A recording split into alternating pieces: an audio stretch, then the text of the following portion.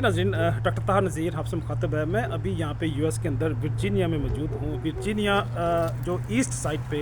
America की एक state है, बड़ी खूबसूरत और जानदार स्टेट है। ज़्यादा इनके जो एरियाज़ हैं वो हिली हैं, जिस तरह हम अयूबिया, नथिया गली, मरी के इलाके हैं या कश्मीर का एरिया है, उसी तरह का ये वर्जीनिया का एरिया है। लेकिन यहाँ पे जो हाइट्स हैं वहाँ पे ठीक है, स्नो पड़ती होगी, लेकिन जो नीचे हैं वो फ्लैट एरिया है, प्रेरी लैंड्स हैं। मौसम बड़ा शानदार है अभी, क्योंकि दिसंबर है, दिसंबर का मिड है 2024।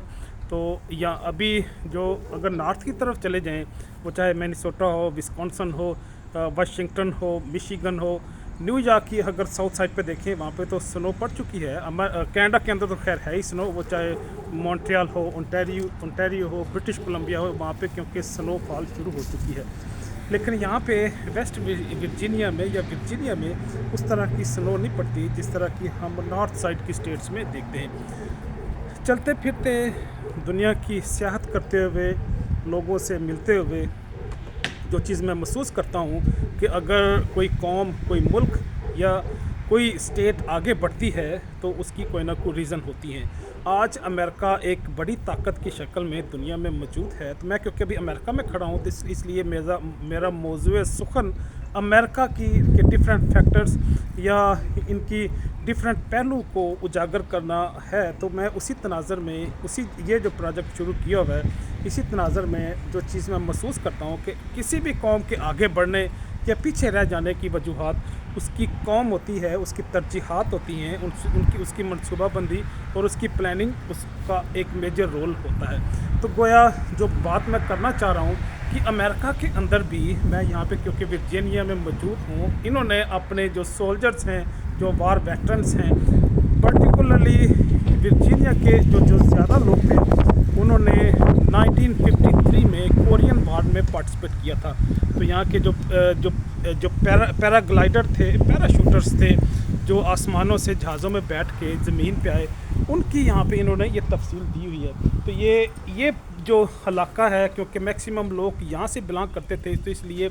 यहाँ के रहने वाले लोगों ने, जिन्होंने अपनी जानों के नजराने पेश किए और ज़्यादा लोग वहाँ पे मारे गए, उनको एक्नॉलेज करने के लिए यहाँ पे उन्होंने उनकी माउंटिंग या उनकी जो रेमिनेंट्स डिस्प्ले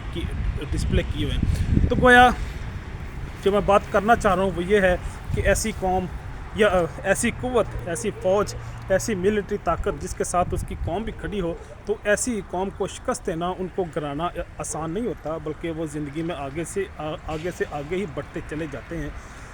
अगर मैं लफ्ज़ आगे बढ़ने का इस्तेमाल करता हूँ,